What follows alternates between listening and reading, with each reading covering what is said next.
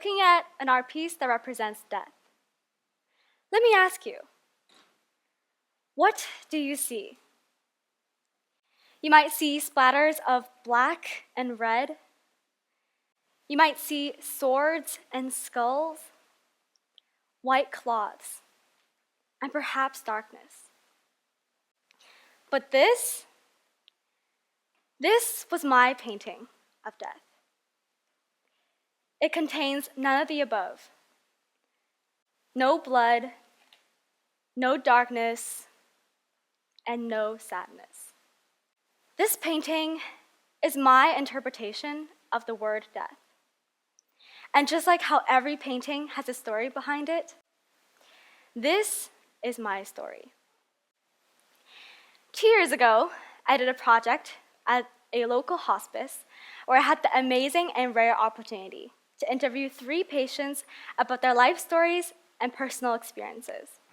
A hospice is where people go towards their end of life. It's where people go to die. And a hospice is a place where the priority becomes the individual, celebrating the end of life with friends and family around them, with the comfort and support of the hospital staff. Now, I remember clearly the evening before November 7th, 2016. It was a Sunday, and I could not sleep. The very next day, I would be going into the hospice, about to sit down with 3 people who I knew would change my life forever. And I felt as if I was not ready. I had reviewed my list of questions over and over. But what if the patients I was so ready to speak with weren't ready to speak with me? The day finally came, and as I carried a small tray of hot chocolate with me, I walked down an obscure and hidden sidewalk away from a nearby hospital. Eventually, I came across a small building, lit up by small, warm lights. This place, it was so strange to me, and I didn't know where I was going. But surrounding me was this environment of warmth, and I knew right where I got there that I was in the right place. The big sign, North Shore Hospice. And my first impression upon entry was, again, the warmth. It was cold after all, but the atmosphere was incomparable to that of a hospital. There was a large dining room with overhead lights, a fireplace with sitting furniture, a piano, and even a games room with video games. And this was when I started doubting myself. Was I in the right place? So everything felt like home, all except the hospital bed. And the hospice was something that I had never imagined. I was purely stunned, and it changed my view forever. There were no white walls, no nurses dressed in white robes, no flashy white lights, and no beeping machines. So the first patient that I interviewed was this welcoming lady who was very excited to see me. And when I asked her to share her story, she was more than happy to. I asked her, what was the most important lesson you've learned and would never forget? Her response was the importance of friends. Since being sick, she's realized how important her friends were. She continued to share that she was thankful for all the help that she had received. And due to her condition, she had been told that she wouldn't be able to live for a long time and that she couldn't live independently on her own. Her friends started immediately to help her by decluttering her apartment and getting rid of the things that she no longer needed. At the end of our conversation, she told me that she had lived a blessed life. No one expects when death will come. It may come in many years or in a few. It may come at a moment when we are expecting, or even at a time when we are unprepared. But regardless of how we feel or are prepared, the journey's end will come, because it is a part of life, and death is a part of life. For my painting, I chose to portray this patient as a lily flower, a vibrant flower that rises out of muddy water to bloom, just like how she fought down every struggle in her life. Surrounding her are smaller lilies that represent her family, her friends, and how her energetic spirit is able to captivate everyone around her. The second patient that I interviewed was a man, who I would best describe as a free spirit.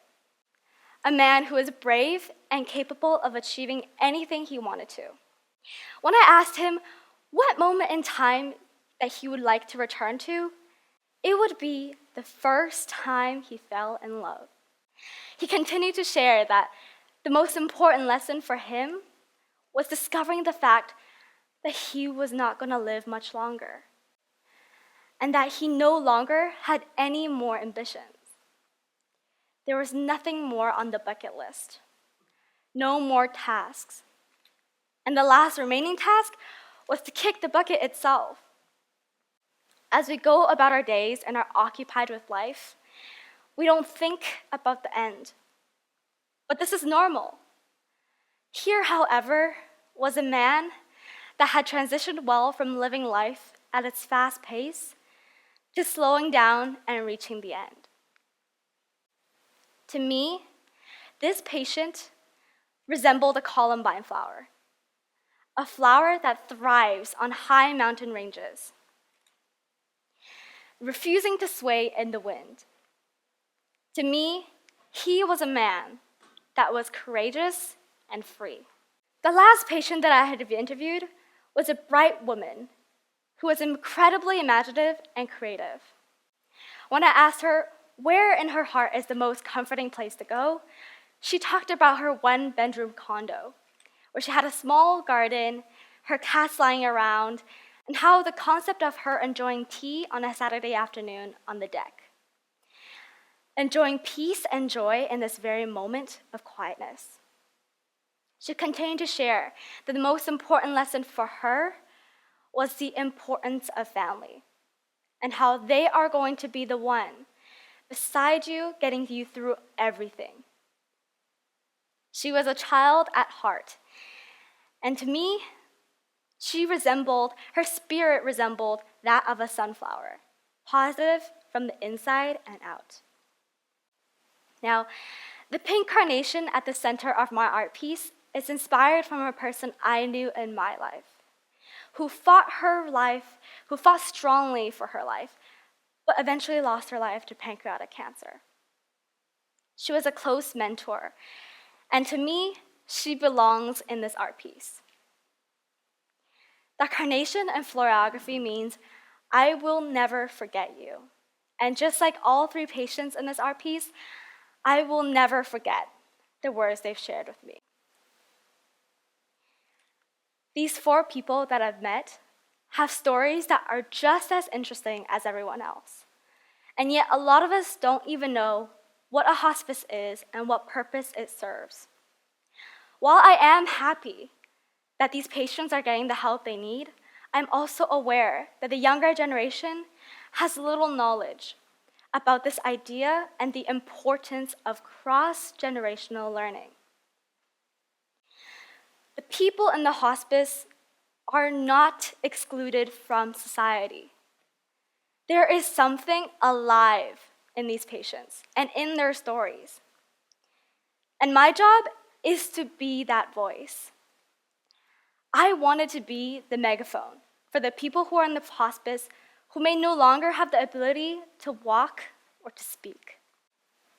If there is one last message, or any message that you take away from me today, it is a message that I will directly deliver to you from the hospice patients.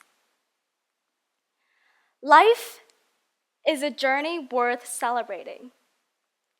Death, as its finishing line, is part of this natural process and should not be an event in which we need to fear.